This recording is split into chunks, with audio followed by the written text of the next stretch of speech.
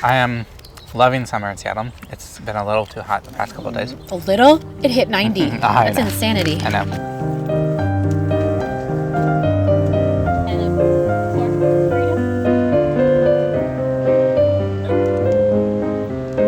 Look at this setting. We walked across the street from the burrito truck to Green Lake, and what did we get here? Your all-time favorite food truck. This is, okay, the price has gone up quite a bit since I really loved it. This was $20, right? Yeah, For yeah. 2 huge burritos. And pickled vegetables. Which and salsas. I've changed. That seems like a good deal. So you got a pork and I got a veggie burrito. You know, I used to be able to go to El Naranjo and get a burrito for $7. No. It's not even like a long time ago. It was like 2 years. Yeah, not that long ago. Now, after tax and tip, it's like $12. It's still the best deal around. Yeah. I'm gonna have a few bites before we talk real estate because I haven't eaten yet today. We've been cooped up inside with our air conditioning, which I'm so glad we got. But it's much better today. It's only, I don't know, 70s right now. It's getting up to mid 80s. Yeah, that'll be good. I was cracking up the other day because we had a final walkthrough for a house in Green Lake. We're helping the buyers. And they pulled up on their e-bikes and they were like, this is the most Seattle walkthrough that we've ever heard of.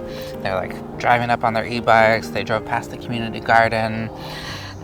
I love working with people who are just It's great. so stoked to be living the Seattle lifestyle. These were the people I think we mentioned in a previous market update that they wanted to buy a few years ago, but they're German and they moved here and didn't have any U.S. credit, and therefore were not able to get a loan, which is like, our U.S. credit system's crazy. Like, now you need to like show a long history of taking on debt before I can trust you to give you more debt. Yeah.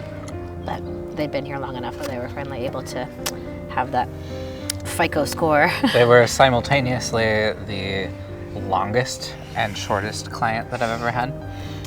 Longest because it took like, I think 2 years between initially talking and then closing on a house. And shortest because They like picked the first one. I think it was they the saw. first one we saw. It's funny. And made an offer, and now they're closed, and it's a lovely spot Yeah. in one of our favorite neighborhoods. Yeah, Greenwood. Oh, and there's a Trader Joe's going in right in their neighborhood. I've been kind of like plugging these asset management meetings. I like this idea of, you have a realtor, you should rely on them for professional advice, mostly about the asset that is your home. Mm-hmm. We have this financial advisor who we just met with this morning. He helps us with all of our retirement accounts and financial planning. And I want to be that same kind of person, that same professional for your home. So I just had an asset management meeting. Maybe 2 weeks ago, somebody who's thinking about selling their house, they have a little bit longer timeline, but they asked what should they do to it, what are some good improvements to it. The biggest thing, I thought this was kind of cool. They said that when they refinanced, the square footage of the house was different than when they bought it. Yeah. So there was like this More strange, or less. I think the appraiser gave more. Gave them like 200 extra square feet. It was kind of a lot, right? Yeah, yeah. So That's like a bedroom. Yeah, it's huge. What we're gonna do is I called this surveyor, and for $500 they can map out the house, do write up an official report that says what the square footage is. So I'm hoping that this $500 investment allows us to list the house for like 200. Yeah, that would be a big more return on square investment. feet. And, who knows? Maybe it won't show the higher square footage number, but if it does, that's $500 well spent. When you see homes on Zillow or whatever, that data in there, it's fairly reliable, but truth be told, when we input things, the homes for sale, generally you're pulling on just information from previous listings. Sometimes there's information from tax records, but even that can sometimes be wrong for various reasons. So yeah, and especially like an older house like this, there could have been renovations that were unpermitted, or even if they were permitted, it was a long time ago and it never got inputted to tax records. So, what's the fingers crossed that he gets knock on wood. Yeah, 200 more square feet? Yeah. Bite break, burrito break. What else is going on? How's the market? That's what people always ask. How's the market? How's the market? Market's interesting. There's been so many more negotiations happening. I would say that well-marketed homes that are priced competitively, that are staged well, that have good photos, they're selling fast still. Multiple offers, over asking. But those are a little bit rarer, and there's like a lot of townhouses out there. There's a lot of homes that are not marketed well, and those are sitting for a little bit longer. We're seeing a lot more negotiations and seller concessions, and it's kind of a very what do you call it when there's like very different markets happening right now. I mean, we had a home fall out of contract recently, unfortunately, with a buyer. Because there was a little negotiation happening on the inspection, and the sellers weren't willing to kind of concede what our buyer wanted, so she's walking away, which is absolutely fine. But you're seeing more of that now. I always think that negotiations are interesting. I have fun with it. I also think that you should try and justify your ask too. So it's usually unsuccessful to just walk in and say, "Give me this." The other parties kind of say, "Why should I give you that?" And, give me 10 grand. Yeah. So like with this one, the roof needed replacement in the next probably year to 3 years. So after inspection, we asked for a $10,000 seller credit, just so that the buyer would have $10,000 extra to save and apply that to the roof whenever it gets redone. So there's this justification for the ask. And ultimately it didn't work out, and we couldn't come to terms. The reason it didn't work out, and this is really interesting, this is kind of a lesson, is so many homes for sale today have pre-inspections, and we encourage our sellers to get pre-inspections so that there's a full inspection report for the buyers to look at, and they know what they're walking into. It gives them less room to negotiate. Well, we had one for this, and it said, moss on the roof? It said the roof was old and there was moss on there that should be cleaned off. Okay, so we knew. That's it. We knew that. In this situation, we were still able to get our own inspection for the buyer, and our inspector found an old roof with moss on it, but our inspector took it a step further and said, here's what that means. What that means is you're probably going to need a new roof in the next 1 to 2 years. So it was the difference between just stating what the inspector saw and sort of explaining what that actually means. And so we felt like we could really justify the ask to get some money towards the roof. But totally understandable. The seller, they thought, hey, I already had an inspection. You already knew that there was moss on the roof. So they were kind of thinking like, you knew what you were walking into, so why are you asking? Well, we kind of knew, but not really until the professional sort of peels back the layers and explains it.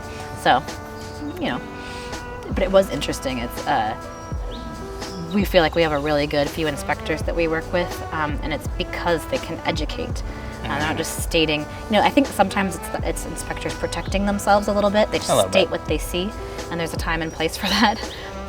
But when we're working with buyers, especially first-time home buyers, you really need to understand what that thing that you're seeing means in terms of how much it's going to cost you in the next few years.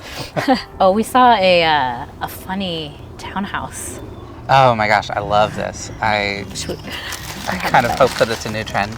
I won't say. No, I can say. Yeah. My brother is a car guy, but like the townhouse product would be perfect for him, except the garage situation.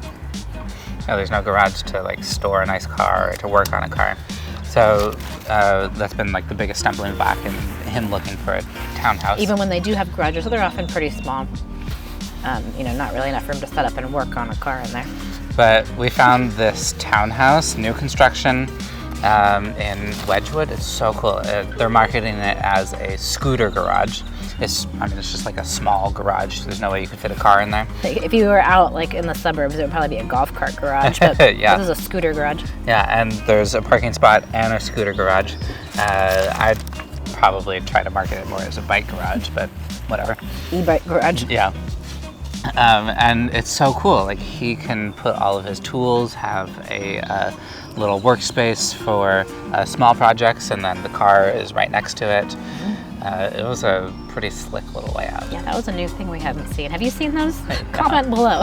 Scooter garage. In some ways, it's like, are they trying to trick me? Is this just like, this house doesn't have a garage and they're trying to make me feel better? But it's pretty big added expense. Like they didn't have to put that there. It's a legit garage with a garage door. They didn't have to do that in that location with that type of build. So I feel like it really was kind of a little upgrade. Yeah. I wonder if they'll get a return on investment. Yeah. Actually, interesting. That was like a 3-unit complex where there's the main house, the ADU, and the DADU. We've talked about this before. And both the detached ADU and the main house have sold, and the one with the scooter garage hasn't sat on the market for a little bit longer. So maybe it was a swing and a miss. Yeah. Well, I mean, if you want to have any sort of hobbies, like if you're, like your kayaks or your bikes or your car tools, and yeah, like it would be great to have a garage, but Seattle's expensive. So that was nice.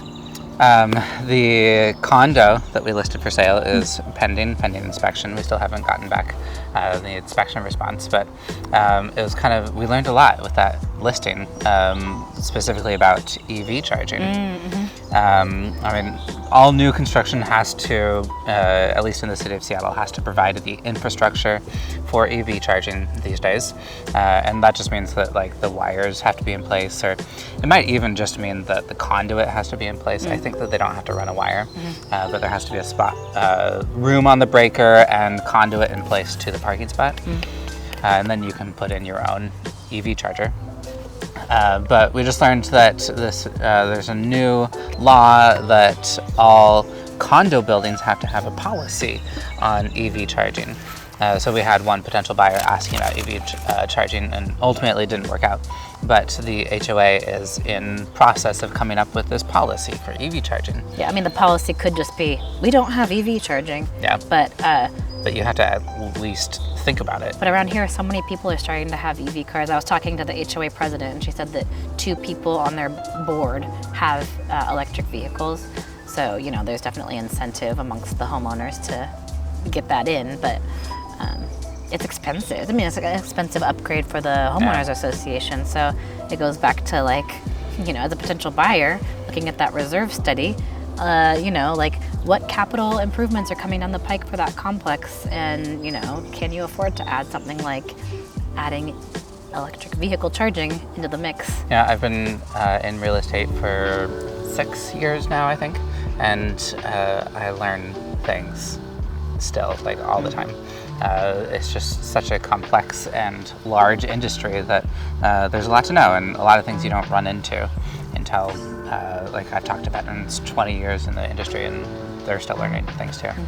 I was listening to a good podcast the other day, and there's this nice quote that stood out that the successful people, every mistake that they make, they use that as like a data point for future endeavors.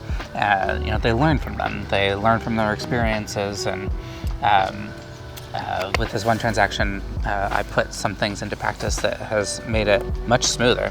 Not that I'm making mistakes all the time, but You're learning from all those mistakes. Hey, past clients, we learned from all the mistakes we made on here.